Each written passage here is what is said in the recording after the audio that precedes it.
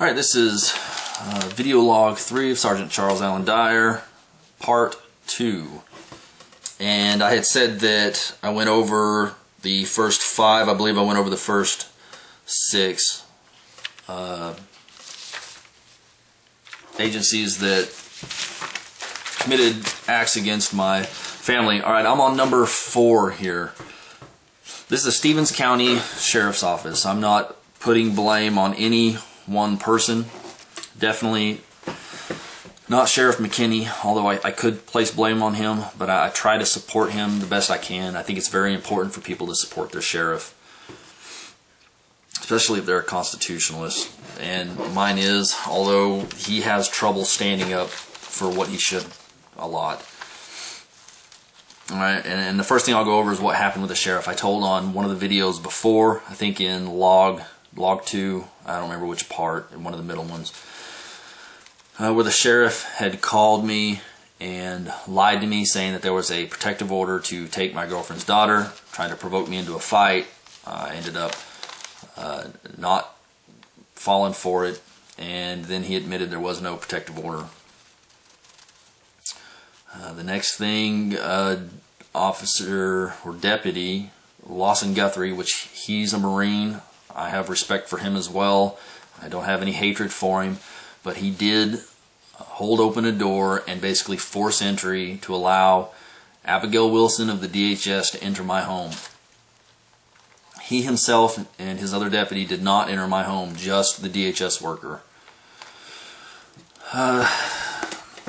This next one, I don't know who to place any blame on here, because I'm not sure who exactly did it other than my wife. I don't know which deputy did this, but and I don't remember the date. I can get that if anybody wants it.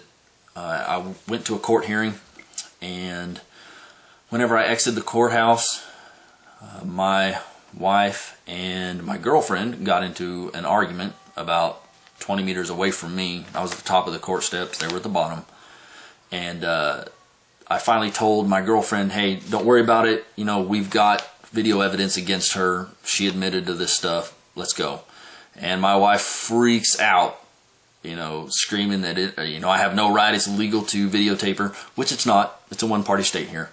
And she comes running up the court steps, starts poking me in the face, poking me in the chest, screaming at me, F word every 2 seconds.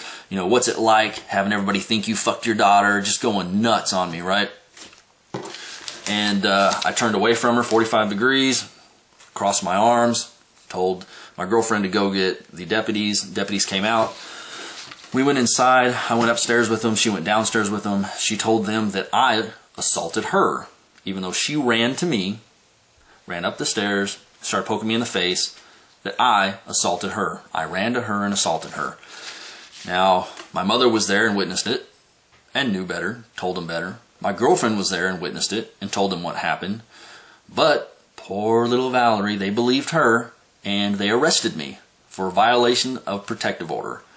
About 2 hours later, after they finally did some investigation, they found out that Valerie was lying and that I did not violate my protective order, and they released me. Actually, I think it was more like maybe an hour and a half. This is after they fingerprinted me.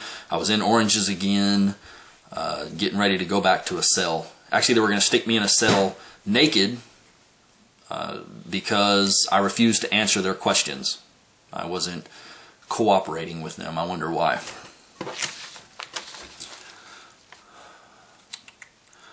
The next thing is, I won't say the deputy's name. I worked with him a long time ago.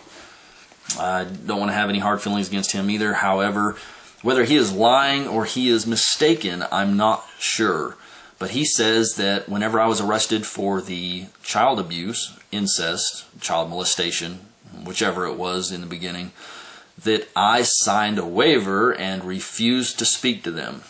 Now, I did not refuse to speak with them. I would have answered any questions that they wanted, just like with the M203, although that was, I guess, not really willingly talking to them, but I'll get into that here later. And if you don't believe me on that, that I didn't sign anything, which they don't have anything signed, they had my girlfriend in their custody for 8 hours. 8 hours after I got arrested. You know how many questions they asked her about the rape charge? None. Did they ask her if she was present on January 2nd when this alleged rape happened? No. Did they ask her how my daughter acts around me? No, they didn't ask her anything. My parents, who were apparently in the home and present when I allegedly raped my daughter. You know how many questions I asked them? None. Zero. They don't care. There was no investigation done whatsoever. They took the allegation and they went on a witch hunt. No investigation. And that moves me to number 3. This is an evil, evil person.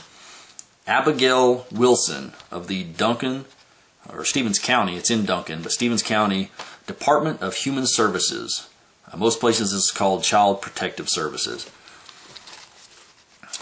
This woman, she has lied on an affidavit protective order to kidnap my girlfriend's daughter.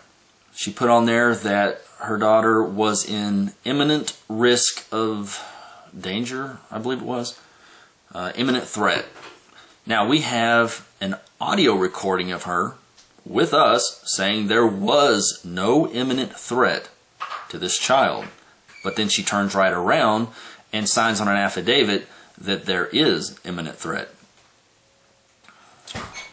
She made a statement to me that the Department of Human Services, CPS, have the power to supersede the Constitution. They can overrule the Constitution. They can overrule a jury verdict. They can overrule our rule of law. And whenever I told him, no, you don't have the right to do that, she makes a statement, well, that's your opinion, Mr. Dyer. She also told me that if I admitted to being a child molester and took the voluntary classes, that they would not get any court involvement with me as far as my girlfriend's daughter, and she can keep her child, I can stay in the home, no problem. But if I refuse to admit to being a child molester, that they're going to take the child, which I refused to be a child. I refused to admit to it, and they ended up taking the child, which you can see in Video Log 2. I don't remember which part. I think that was pretty much the whole thing. Video Log 2 told all about it. Also, she used the sheriff's department to enter my home. They forced entry into my home whenever I was there, telling them I didn't want her to enter without some kind of warrant or paperwork that she can be there. I didn't even know who she was. You know, I couldn't confirm that she was even DHS at that time. She came in and was telling me things like, you did this, you know, I don't care about a jury verdict or if you're found guilty or not, it doesn't matter to me, you did this. Telling my girlfriend he did this, he's a confirmed child molester, I'm showing you the evidence, he's a confirmed. Now, they didn't show her any evidence at all. You know, once again, beside the fact she was present here in the home on the day that this supposedly happened. But you know, he's a confirmed child molester. You have to leave him. If you don't, and you try to have a family, we're going to follow you to every state you ever go to for the rest of your life. We're going to take your daughter from you. Basically, we're just going to harass you forever. Oh. That brings me to number 2. And boy, talk about an evil, evil man. This guy is a judge at the Stevens County Courthouse. His name is Brent Russell. Where to start with him? I think I'll just start with the double jeopardy, all right? He is allowing the state to charge me with having the grenade launcher that I was found not guilty of in federal court. All that they did is they changed the name of it from failing to register a destructive device is what I got found not guilty of, and now they're charging me with possession of stolen property, even though I already proved that I didn't know, first of all, that it was even a 40 millimeter. So we'll go with that. And then I don't understand why he did this other than the fact that he's extremely biased against me. during the DHS hearing, whenever they were trying to take Amanda's daughter from her, he comes outside and is talking to the attorney, saying if she doesn't sign this, they're going to take her child, which I talked about in video log 2. And, you know, he looks at me and he says, you know, what are you looking at? You got some kind of problem with me. We get into an altercation. He yells at me to stay out of this or I'm going to take her child. So, okay, because I'm helping Amanda stand up for her rights, because he's not able to run over her like everyone else in this county, he's going to automatically take her child. And eventually he did. He signed the order to have the child kidnapped from Tennessee, 900 miles away, because I was a danger to her.